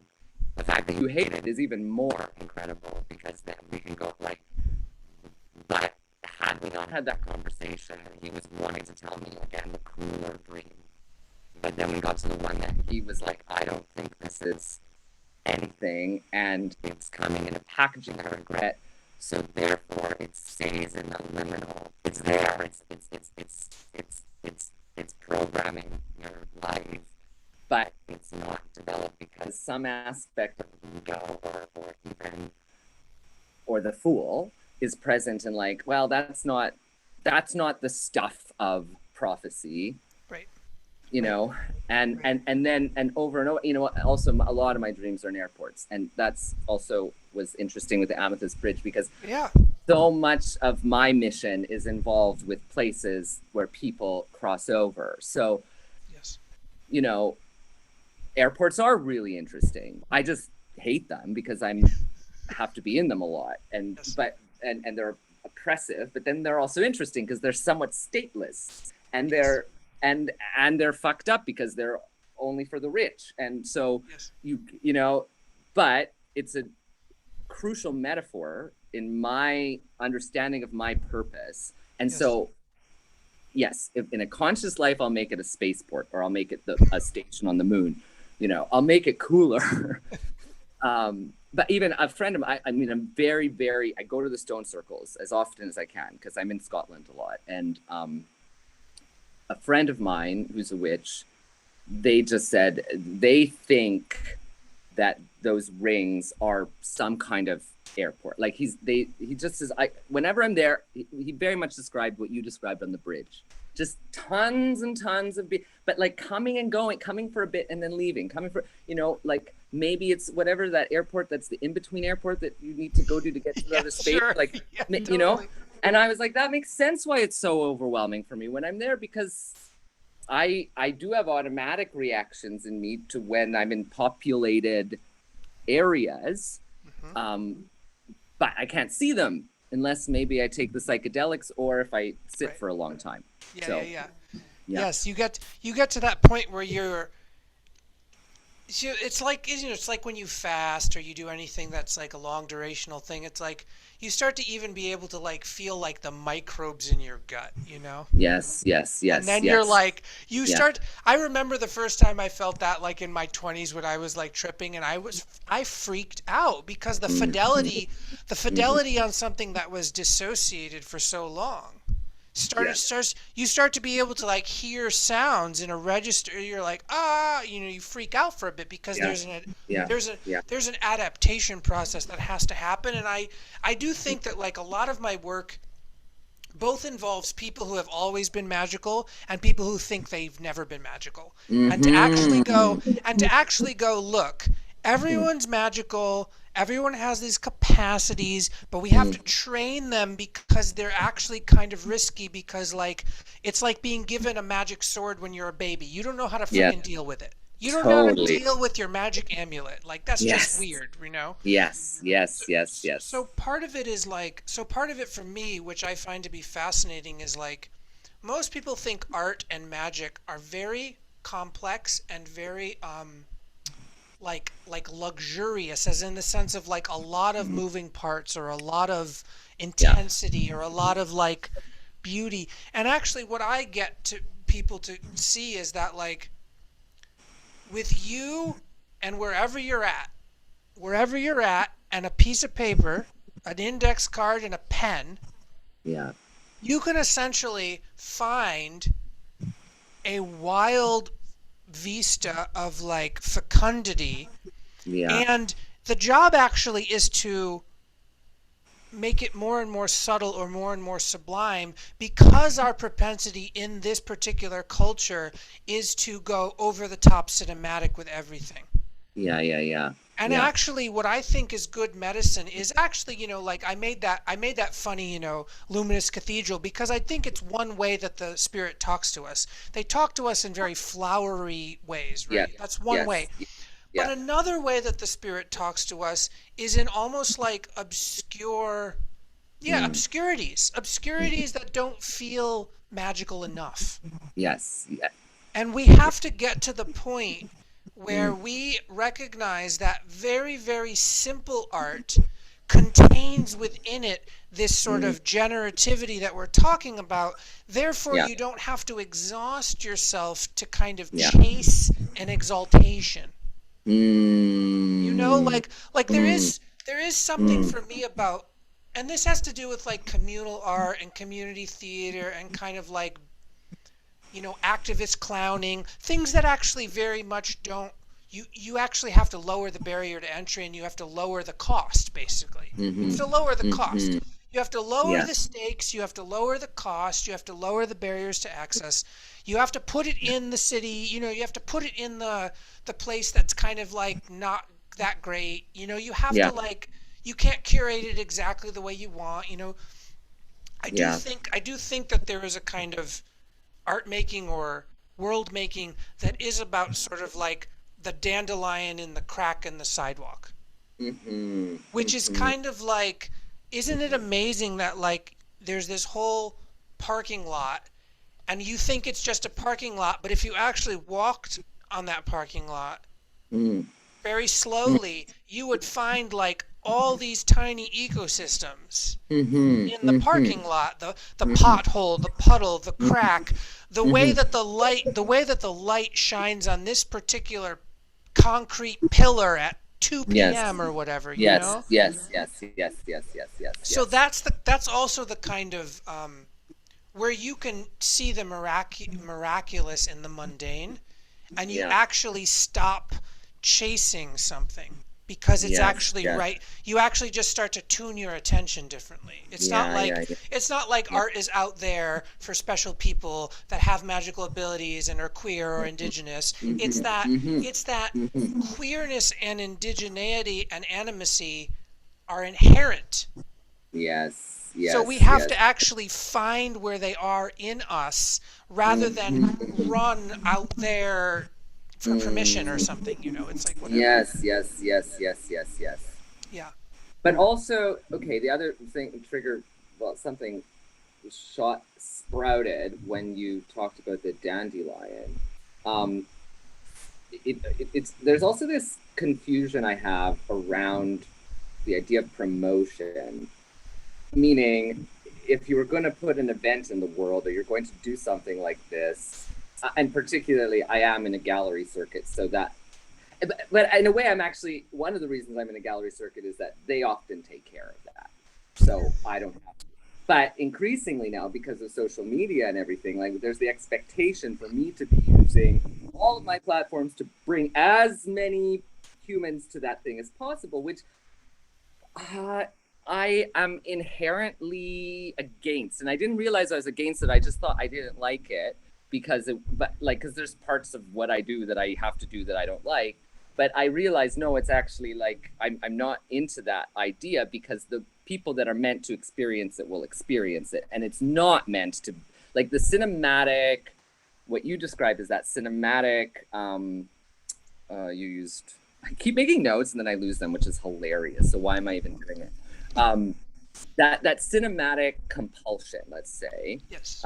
is also towards, like, there is a kind of, it can be like a wolf in sheep's clothing, in that it disguises itself as access, but in actuality, it's just ego wanting, as many people to reinforce that this is valuable, rather than this being for however many people or whomever it was meant to be for. And I've done performances before where there's only even one person and sometimes no one is even there. And the galleries are, oh, shall we wait until more people? And no.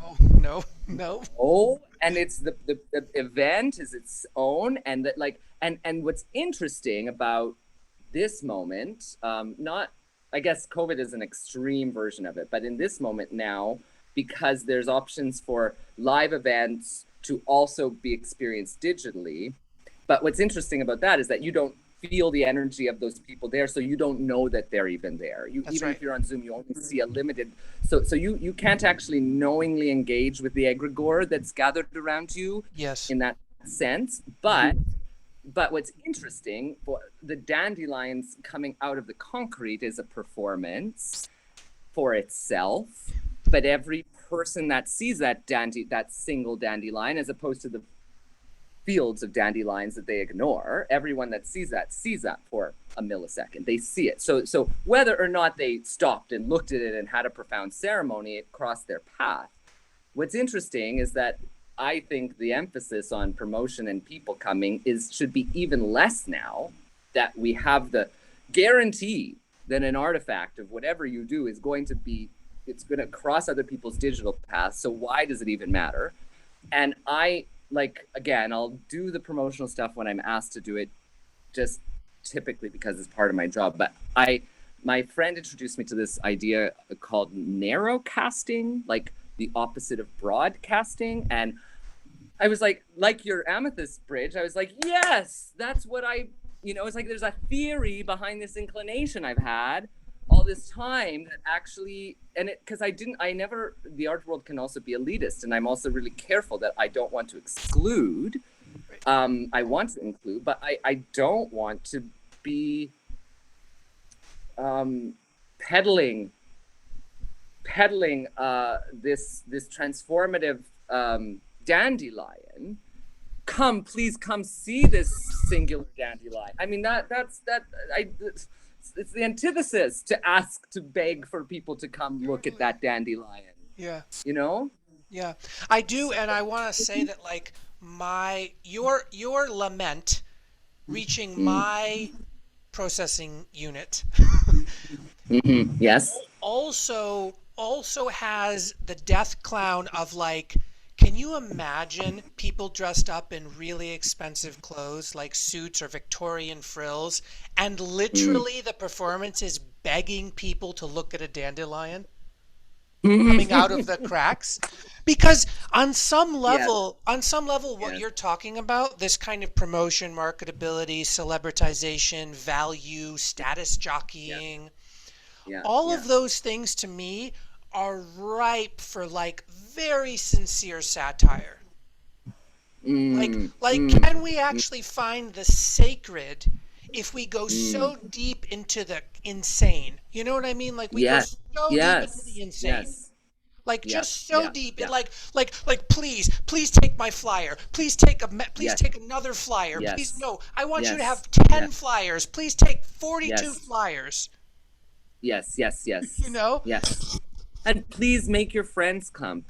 Even it goes on to there's a personal one where there's this, like, okay, well, I have to go see that because I like this person. And well, no, I mean, don't do that. Don't I don't do that to people, and Right. it's interesting. I mean, I do know a lot of people that they'll even now things are online.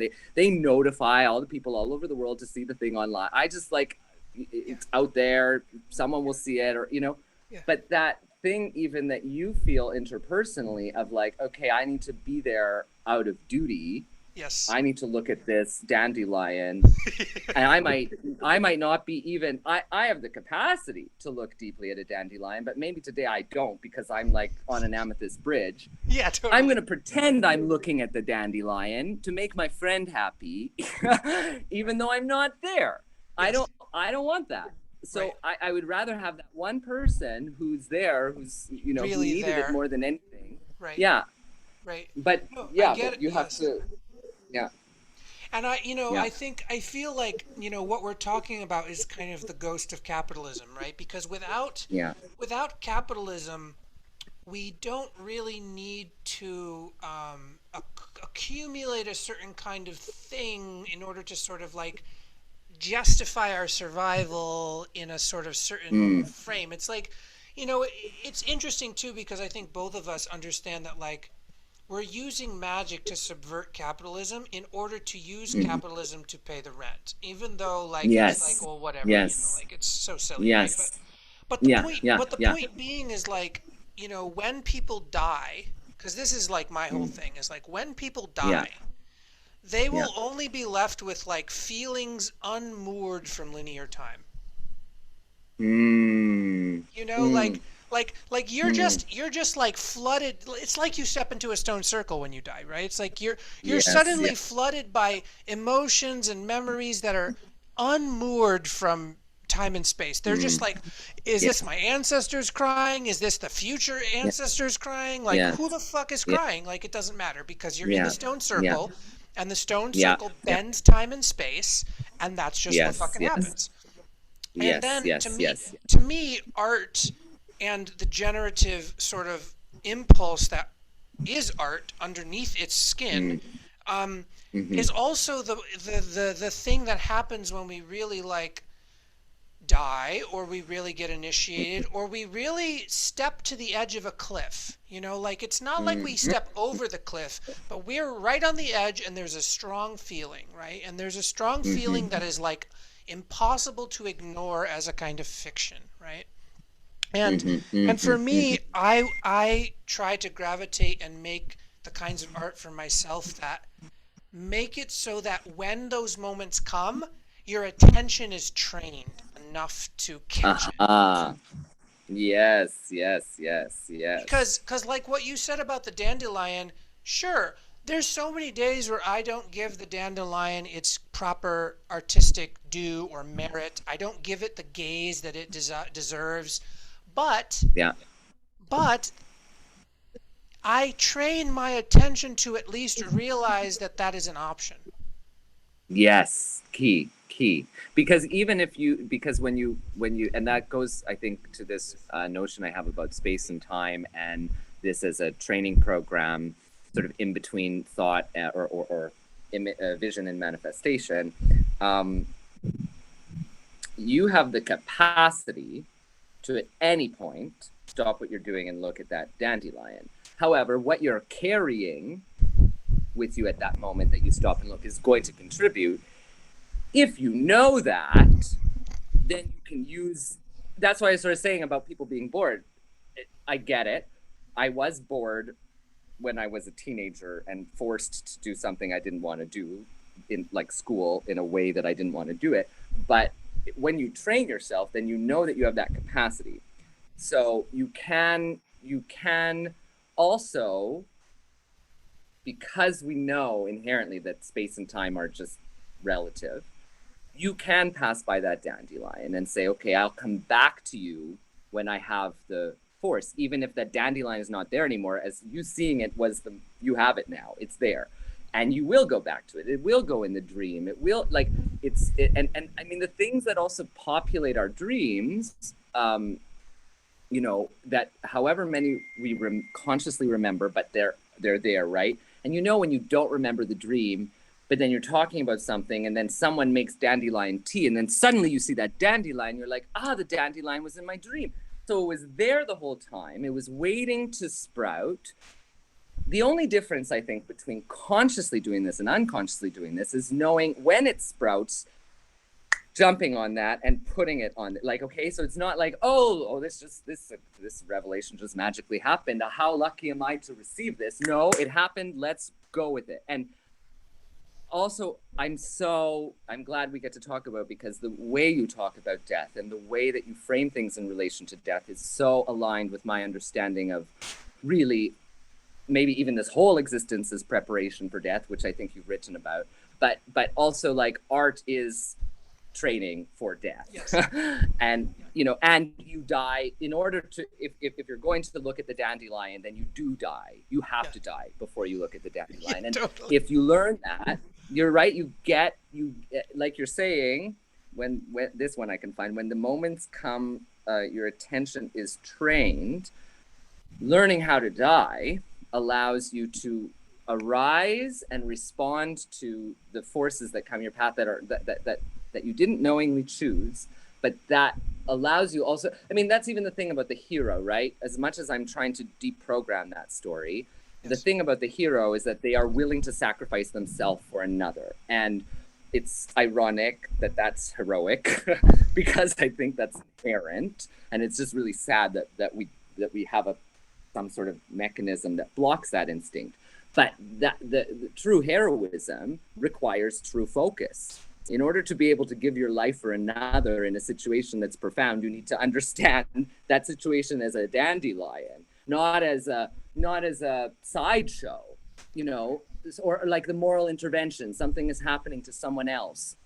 You're not physically strong enough maybe to stop that thing from happening, but your instinct comes in and puts yourself in that situation. That instinct is responding to the ecosystem of that moment. And you might even be powerful enough, even if you don't think you are, just because you rose to the moment. That's right. And that training, I think, again, I'm hesitant around moral training, because the morality is also, I think, part of this, but at the same time, training to be able to act when the symbol summons you is I think that training crosses the threshold and stays with us in whatever form we are when we're no longer embodied. Yes, and those are those feelings that are unmoored by space and time.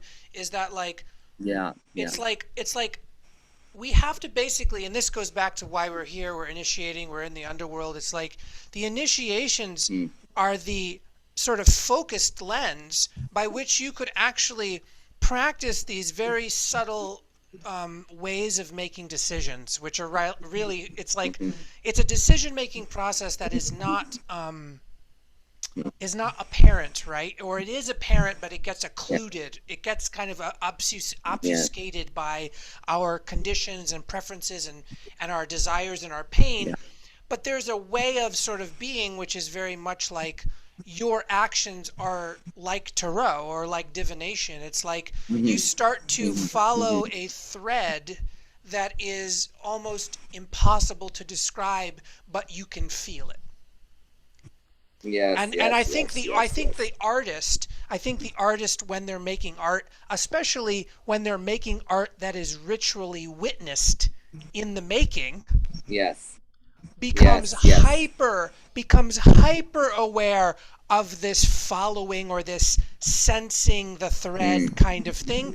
And you see this in really great clowns and performers when they're improvising. It's like they go off script, but somehow off script seems to be script. Yeah, no, yes. In fact, yes. I mean, the Dame Edna, who was one of my, when I was a child, I watched this interview show she had, and I don't know, I think she was the first drag queen I had access to on a public television.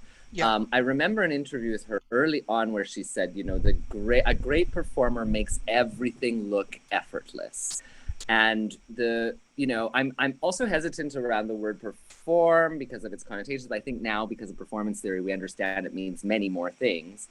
But what happens when it doesn't even have to be art, doesn't need an environment, when you have people observing you and you are responding to anything at all, it's pedagogical, because your ability, like, and this is leadership, good leadership is like, and there's certain people, I am an alpha in this capacity, that when crisis happens, I become immensely calm.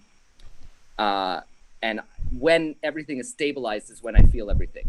Yeah, totally. So, you know, I'm one of those people that, you know, when something goes wrong, someone comes and gets me if I'm nearby, because I have that, and I do it, and I see people when I'm in it, even though, and we know about this, it's not wholly me. It's just, I give the vehicle to be able to do that, but I see them watching my deliberations, pre-emulating it, because and going back for a second, you were talking about the decision-making process. I mean, decisions that's the DNA of art and magic. Decision, incision, alteration. Okay, what do we know? How do we, and I think that's, I was reading, because I have a cat now and I'm loving cat. I wasn't a cat person, so I learned a lot about cats, and, you know, apparently they have like 500 million more neurons than dogs, and, you know, and ravens have more neurons than chimpanzees. And the way that this intelligence is studied in terms of animals is their ability to consult memory to solve problems. So, and I actually can resonate with that a bit. Like, I wouldn't even want to define intelligence, because it's like religion. There isn't a singular intelligence. But what I regard as maybe spiritual evolution or something is someone's ability to respond to whatever happens, and to consult in the library of experience all of the different pathways it could go, and make spontaneous decisions while accepting responsibility for them. Like, that is a massive spiritual obligation. But to do that, like, spontaneously in situations that are morally messy, where there isn't an easy answer. When you witness someone doing that, even then, this is, I think, a whole thing about cults and charismatic leaders.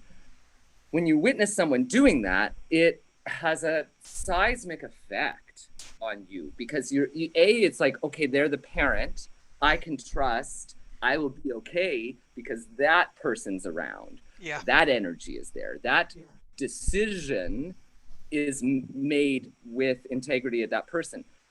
So I think that part of what you're talking about, improvisation, the thing that's so interesting about improvisation is that it, like you say, it looks like it was planned. It only looks like that because the practitioner has trained themselves to be able to hold their responsibility whilst engaging in chaos. Yeah. And that, right? But the thing is, this is the thing that's so interesting about performance in life, right? Like, you know, a spontaneous death in the family, or a house fire, or, you know, all these things happen, and they call upon maybe even people that don't think of themselves as magical, or people that don't think of themselves as leaders, suddenly rising to an occasion and having to, you know, handle a situation. And that in itself is, I guess I think about that as a performer, but that is the artistic act. Yes. Is actually, okay, I'm not going to just watch this thing happen. I am going to affect it. I'm going to do that. It's the participatory drive, I think, gets down to it. It's like, I think a lot of, like, you know, because magic and art, because we're essentially breaking down distinctions and saying, oh, these things are pretty much the same. But also in that similarity, there is the act of witnessing. There's the act of witnessing and not participating, and then there's the act of witnessing and participating. So it's not like an either-orism. It's participatory witnessing. Yes. Because that's another, just to play on that with the metaphor of the crisis, at any point, it makes me think of have you ever read the Desiderata? It was like some document found in Baltimore in 1641. And it's got these pithy little, very beautiful suggestions on how to live. And it's very short, and it basically says, like, you know, I'm paraphrasing, but like, don't be envious. There will always be greater and lesser persons than yourself.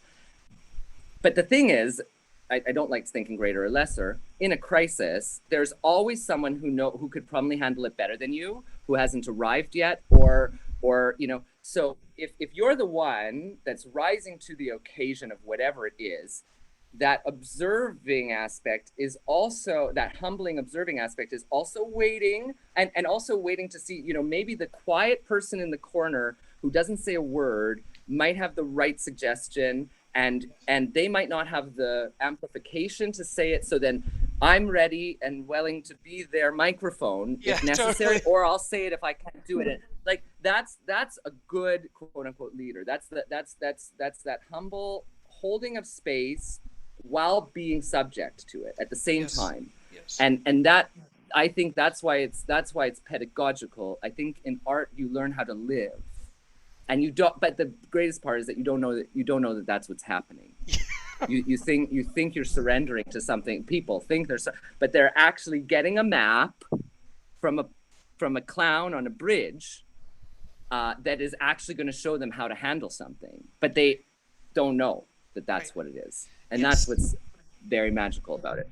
Yeah, and it's very beautiful to recognize that we are all both the clown and the person receiving these maps that are unintelligible until the moment of reference occurs. Yes, exactly. It's like if then in retrospect, it all becomes a story. But I'm interested in that kind of moment. Yeah. I'm interested in that moment where you arrive at an encounter or a pre-encounter, and you go, what are the, like, what's in my pockets? Why do I have this? And you suddenly go right. And to me, it's like all the dreams you've ever had, all the dreams your ancestors have ever had, all the memories that everyone has had, that's all potential to be in your pocket. But the moment you enter your pocket, like Schrodinger's cat, like the moment you actually enter the magician's hat, you know what I mean? Yes, totally. Yes.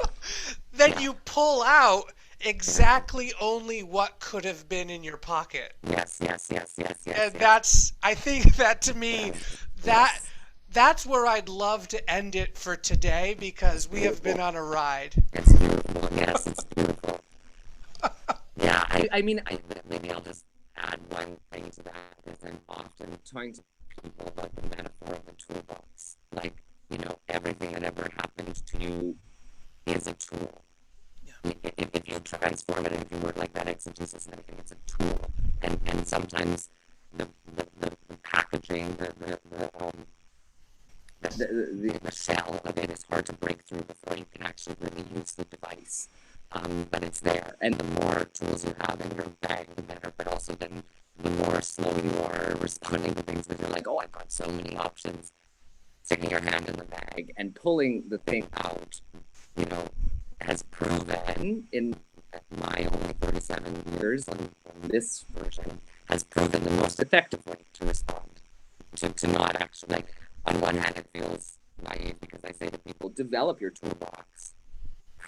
But then I'm like, yeah, but don't think too much about the tool. Like, once you've got it, don't think you've got it and now you can do all these precise things.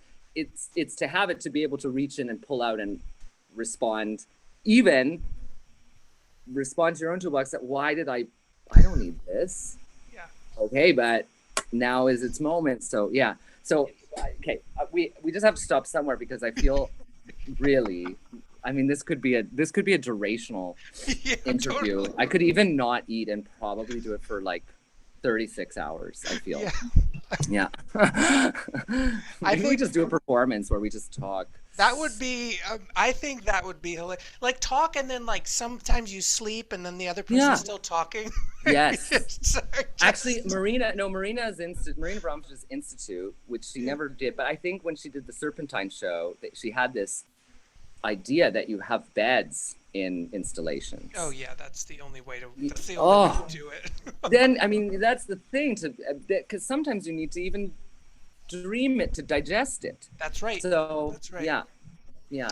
Well, Yes, I've been waiting to have this conversation with you and record me it for a too. long time, and Yeah. I'm just so happy with what you're doing in the world, and I'm just really hoping that our orbits continue to influence each other in the strange ways that they do, because Yes. I just really see and feel like that we're both like we're just both here in this weird soup, and it's like Yeah. we Yeah. both kind of are tasting the soup in a similar way, and it's like, oh, do you taste the, you Yes. taste that Yes. hidden flavor, Yes. the hidden Yes. flavor. Yes. But we're also giving to each other back and forth because I can't remember when I first well, I'm going to use the religious term, but began following you on Facebook because we've been friends for so long that, Yeah, the point where you started sort of using that as a platform, yeah, um, and the unconscious kind of, because I don't scroll on Facebook. So the unconscious kind of like, I would just check in with yeah. you, even though you didn't know I was checking in with you, like Of course. every so often, just to like, get a better hold on it. And Yeah, I feel like that there's a mutual reciprocity. There's something that my work and its presence gives to you. totally. But I've been, I don't know, tapping into that probably for 5 years without like fully consciously like, Yeah, I consult. Like, and that's yeah, why even my word for you, like public, at one point I did say public intellectual. And I was like, I don't think they would like that because, they are, but I was like, the way that that goes back and forth and the way that that can sort of just spiral back and yeah, forth, yeah, um, is, I see that will just continue. And also our circles cross over more and more. yeah, So, yeah. I mean, I would love to, I will come to San Francisco again at some point. But I would love to, actually maybe talk for 10 hours around a dandelion Totally. on a sidewalk, Yeah, yeah. Anywhere, maybe even like, uh, like Canada's pretty close. I don't live in San Francisco No, no, but anymore. I I live live in Italy. You live in So, Italy. Well, yeah. there's things that could happen. I'm Mm-hmm. just saying that like it's super interesting to sort of be these weird magical explorers on the Yeah. same planet at the same time. And so Yeah. Yeah. I'm really Yeah. grateful for the interplay of whatever is going on. Me too. Me too. And it is, it's very fascinating whether or not it almost feels archaic to say like I'm in San Francisco, I'm in Italy. It Yeah. it almost feels like, I guess that's like being in a city and saying I live in Brooklyn and I live in Manhattan. It's really not, Yeah. doesn't matter. Yeah. That what matters is actually those circles. Yeah. But yeah, I'm also just honored and intrigued to be able to spiral with you in these ways. So Beautiful. Well, to everyone listening, we're going to list a bunch of things in the show notes so that you can see this art and you can see these projects and interact with them. So I hope that you really enjoyed this kind of like walking into the middle of a conversation, you know, and yeah, all yeah. of the beautiful glitchery and the glitches of that. So thanks to everyone watching. I'm going to stop recording now. Blessings to all your relations and blessings to you, Dudeck, and all your relations. Thank you so much. And you, thank you.